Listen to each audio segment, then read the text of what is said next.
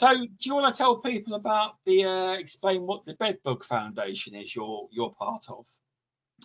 Yeah, so it was set up by Oliver Madge, who formerly ran British Pest Control Association, and after he finished doing that, he set up Bedbug Foundation, and I joined him very shortly after he set it up. And initially, it was a new problem to the industry, and there was a lot of misinformation about what worked and what didn't work. And so the first thing we did is write some codes of practice, pulled in lots of information from lots of different people, and it was reviewed by lots of different people, and we just documented things that didn't work, and it's evolved from there. It now does lots of so its main service really is identifying specimens and advising people on what they should do.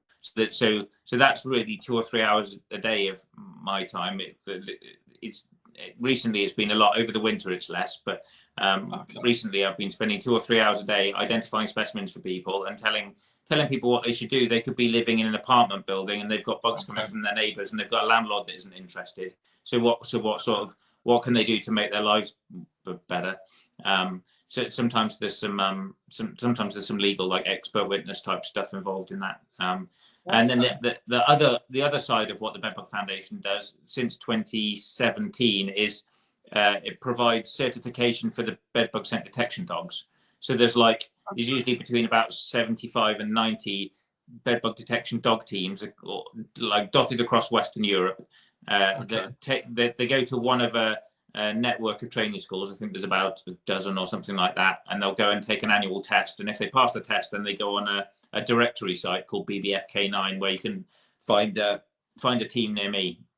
And so it was just a way of so when bedbug dogs first popped up in the industry, there was kind of it was totally unregulated. So pest controllers who were considering using the service didn't know whether they were any good. Basically, there was no way to know if they were providing a good service. There were lots of reports of missed infestations or false alerts, and so it just provided some.